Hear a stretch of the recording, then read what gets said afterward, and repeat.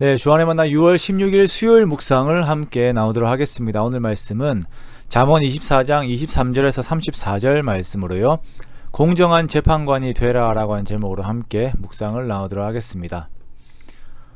정의로운 사회라고 하는 것은 모두가 함께 유익을 누릴 수 있는 사회이죠. 어느 한 사람 그 사회의 부조리로 인하여서 피해를 입지 않게 하기 위하여 우리는 정의를 구현하려고 애를 씁니다. 자, 그렇다면 사람이 얼마나 공정할 수 있을까? 즉 어떤 것이 정의로운 것인가에 대한 의문은 우리들의 삶 속에서 계속 주어지는 질문입니다. 우리 삶 속에서 정의는 상대적이고 각자의 이익과 관계 여부에 따라서 내가 취하는 결정이 달라지게 되죠. 그러기에 참 이게 난해한 문제입니다. 당일 나의 감정에 따라서, 금전 관계에 따라서, 나의 자존감의 어떤 손실 여부에 따라서 우리는 동일한 사건에서 다른 결론을 도출하죠. 그러므로 우리들에게는 정말 객관적인 법이 필요합니다. 법치라고 하는 것이 반드시 필요한 것이에요. 하나님께서는 우리들에게 도덕법을 주시고 그것을 기초로 한 법들이 주어졌습니다. 그리고 그것을 잘 지킬 것에 대해서 명령을 하셨어요.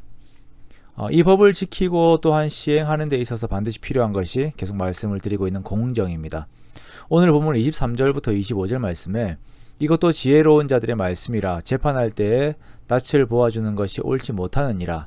악인에게 내가 옳다 하는 자는 백성에게 저주를 받을 것이요 국민에게 미움을 받으려니와 오직 그를 견책하는 자는 기쁨을 얻을 것이요 또 좋은 복을 받으리라 라고 말씀을 하세요.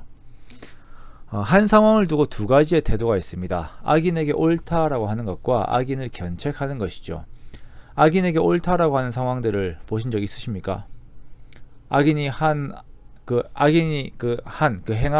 악한 행동을 덮어주려고 사실을 왜곡하고 상황을 다르게 하려고 이렇게 애를 쓰는 모습을 보신 적이 있으십니까? 빤히 보이는 거짓말을 마치 자기에게 최면을 건 것처럼 정말 뻔뻔한 얼굴로 말하는 자들을 보신 적이 있으십니까? 정말 화가 나죠. 그런데 재미있는 것은 그 상황 속에 들어가 있는 사람들은 자신들의 모습들을 객관적으로 잘 보지 못합니다. 왜냐하면 그 안에 자기의 이익관계가 얽혀 있기 때문입니다. 돈이나 관계와 같은 이익관계가 공정을 보지 못하도록 눈을 가려버리죠. 이러한 위험성이 있기 때문에 재판에서는 항상 이러한 이익의 요소들을 멀리해야 합니다. 신명기 16장 19절 말씀에서도 너는 재판을 굽게 하지 말며 사람을 외모로 보지 말며 또 뇌물을 받지 말라. 뇌물은 지혜자의 눈을 어둡게 하고 의인의 말을 굽게 하느니라 라고 말씀을 하세요. 즉 우리가 어떤 상황 판단을 해야 할 때에 나에게 이익되고 손해보는 것이 무엇인가를 생각하면 안 된다는 것입니다. 이러한 생각은 이 상황의 판단의 기준이 내가 되는 거예요. 그러므로 우리는 한 상황을 판단할 때 철저하게 자신을 객관화시켜야 합니다. 말씀 앞에 객관화시키는 것이고 하나님 앞에 객관화시켜야 하는 것입니다.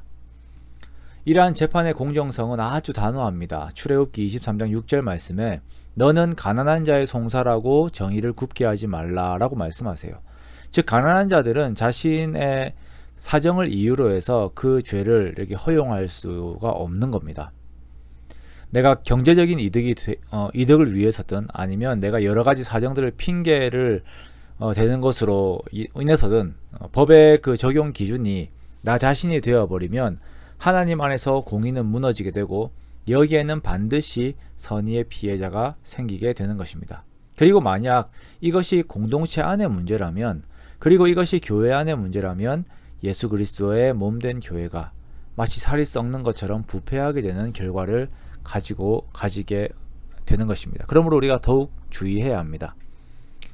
우리가 사회에서 혹은 교회에서 법적인 결정을 해야 하는 경우들은 그리 많지 않습니다. 재판을 하는 그 담당자가 되는 경우가 거의 없죠. 오늘의 이 말씀은 나 자신에게, 나 스스로에게 한번 비추어 보십시오. 내 속에 있는 악에 대하여서 여전히 십자가와 위배되는 삶을 취하려 하는 나의 옛사람에게 옳다라고 여러 가지 당위성들을 부여하면서 이 옛사람을 사랑하고 있지는 않습니까?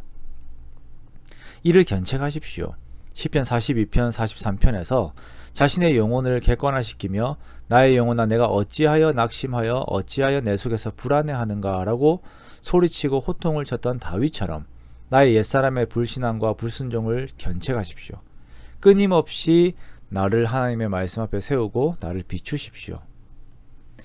참으로 감사한 것은 그때 내가 재판의 결과로 처벌을 받는 것이 아니라 하나님의 사랑으로 인하여서 심령이 소생케 됩니다. 이 과정을 회개라고 합니다.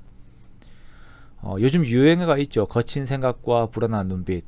많은 사람들이 이러한 마음으로 매일을 살아가고 있습니다. 그러나 그런 자기 모습을 비호하지도 말고 변명하지도 마십시오. 있는 그대로 다시 예수 그리스도의 십자가 아래에 내려놓으십시오. 그때 주께서 우리를 회복시키시고 하나님과의 관계뿐만 아니라 우리들의 관계 역시 다시 화목하게 하실 것입니다.